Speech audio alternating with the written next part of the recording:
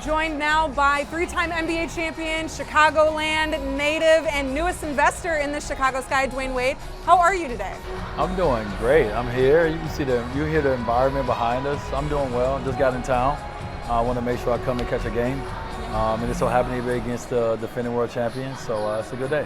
What brought you into the WNBA investment in the first place? Why the W?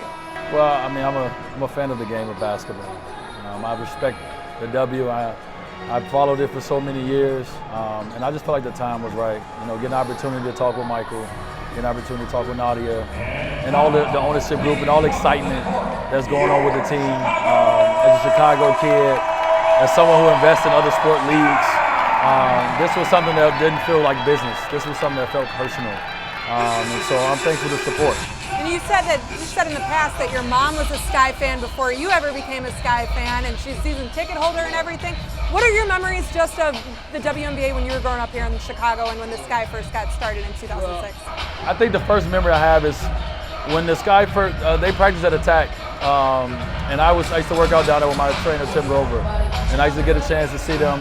Sylvia Fowles, this was that area. This was that era. And I became friends with a lot of them, right? Ty Young was a friend of mine. I became friends, and I didn't look at it as anything but just being friends of the players, just like in the NBA. And then my mom wanted to go to a game. And I was like, oh, okay, well, let's go to a game.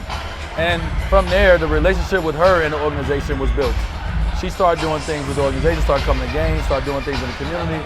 They started coming to support my basketball camp and so forth and so on. And so I just, like I said, just being a kid in Chicago, just a fan of the league, never knowing that I would ever have the opportunity to be an investor in this league at all. And you've said you're a friend of the league. You've also been a friend of the team for a while now. How long have these conversations for you to invest in the team, how long have they been going on? A little more than a year on my side. My financial manager, Ginger Gordon, who's here as well. I know Michael, all just from a long time ago. The conversation just started to happen. I think as Nadia came in and as Michael and Nadia was looking to see how we're going to do this different. How do we want to build the future? And I was one of the people they thought of. So I got a chance to sit down with them All-Star Weekend in Utah, talk about their vision for Chicago Sky going forward, and seeing if I could have a place here to help with that vision. And I feel like I do. It's a lot of work to do. It's not going to happen tomorrow, but I think this is a step in the right direction. And players, when I've spoken to them about just the news and everything, first off, they're so excited to have someone from the NBA kind of put their money where their mouth is, which you even put in your Twitter. What is it about not just showing up to games, but also investing in the W that helps move the W forward? Well, just, any way I can, I try to lead the way. And it's not for everyone. It's for the ones that are looking for assets and looking for opportunities and saying, what else is it that I can do outside of basketball? And I'm just trying to show those individuals here, these are the things you can do. And so, when I could, I showed up at the game. When I could, I tweeted out stuff. Also, when I can, I'm investing, right? I have the opportunity to do that. I'm at this time. I have a team that wanted me to be a part of this. And so I know what support means. I know what my support looks like. And I can feel it throughout the league. This is not about me. I'm glad that it kind of gave it a little boost. But we want to get back to the focus. And the focus is on these women. The focus is on this game and growing it. The one thing that they've been loving more about the investment outside of just the actual capital coming to the team is that you are someone with a basketball mind that can kind of be a conduit for them while they're on the floor. There's things that you know that they need, like a practice facility, like expanding facilities, expanding personnel. Is that something that you actually want to have a big hand in, is creating things like that, the practice facility, expanding personnel, marketing, and everything like that? Well, I'm new to it, and we've had a few meetings, and I'm just trying to learn as much as I can.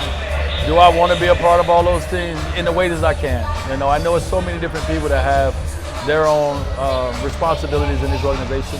I obviously come with a wealth of knowledge from the game of basketball that no one else has, and they're definitely going to lean on me for that. I'm definitely going to make sure that I express those things. Change is only going to happen if it's something that we all want to do. And so I want to learn how we can make that change. How can we do it immediately, and how can we plan for the future and what that looks like. And so it's just a lot to learn. I can't just come in and say, I want to get these things done, because Michael's the principal owner of this team, and a lot of things have to go through Michael. But I think you also don't run away from what needs to be done. It's no secret that, listen, this is a beautiful city. We feel like we should have some of the best players in the WNBA that want to play in this city. There's some things that we have to get better at and we have to grow.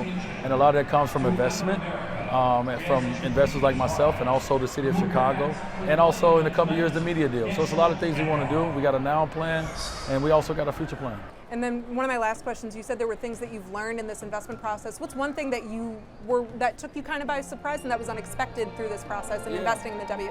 Well, not really in the W as much as it's been in the NBA. I played in the NBA for 16 years, and then I got on the opposite side, on the management side with the Utah Jazz, and I started learning the business. I started learning, like, if I was a player, I could have thought about it different. I could have done it a smarter way. And players don't really get into that side. You kind of play, you let your agents kind of handle that. But the business side of it, if it's supposed to be a partnership, we're supposed to help each other. And there's better ways to do it, and I feel like sometimes the ways that it's done. And I want to be able to bring that, some of that mindset and that mentality here to the W before this league, is at a place where it's 75 years in, like the NBA. We're 27 years in, and the goal is that this 27 is talked about like we remember when, and the next 27 is look where we are now, and look how global we are. And so it's just a lot of things that I know that I want to bring to the front office, just questions that I will ask to make you think different about how maybe you thought about it, because I see it and I get a chance to be around smart, like-minded people in the WNBA that are trying to, and with Ryan Smith, that is trying to change the way that it's been presented, and how do you present it a different way. And so I want to challenge this guy to do that as well. And so I'm just going to come in with a lot of questions, and I'm going to listen a lot as well. Sorry, one last question for you here. Why the WNBA now? The WNBA now, for a lot of reasons. One, because the city of Chicago needs this now. Our team needs this. We're coming off a championship 2 years ago. We don't want to go the other way. We want to go right back. Right, Chicago needs it now. In the WNBA, you have generational players on the way. You have generational players that are playing right now.